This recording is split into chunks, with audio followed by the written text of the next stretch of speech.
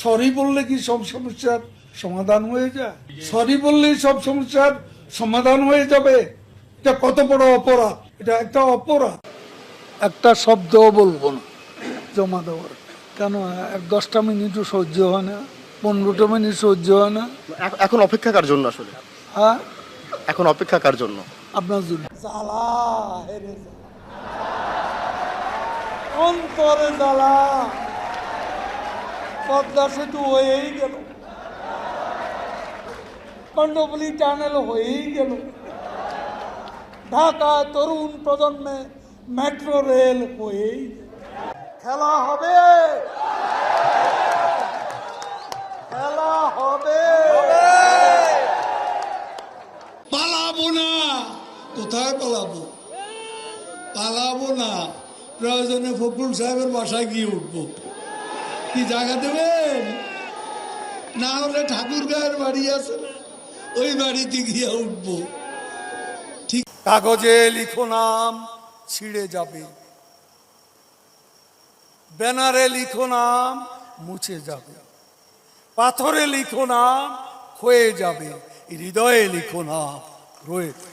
আবার যদি ইচ্ছে করে আবার আসি ফিরে, দুঃখ সুখের ঢেউ খেলানো পদ্মা নদীর তীরে। আরে এরা কারা? কোত্থেকে এলো এরা? মাসুদ, তুমি এখানে এসে আবার কি পুরানো খেলা শুরু করছো? তুমি কি কোনোদিনও ভালো হবে না? আর 10 দফা নয়, এবার 1 দফা। শেখ হাসিনাকে কবরস্থানে পাঠাতে হবে, এই 1 দফা। কে Sheikh Hasina? She has made us stand taller. She has made us feel brighter. She has made us look smarter. She has shown us out of darkness. She has shown us out of poverty.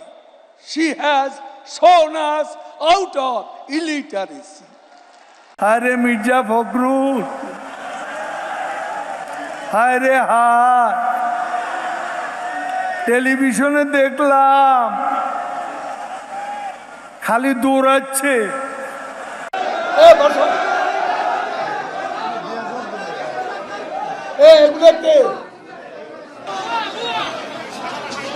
কেমন আছেন আপনারা? মুরব্বীরা কেমন আছেন? ভাইয়েরা কেমন আছেন?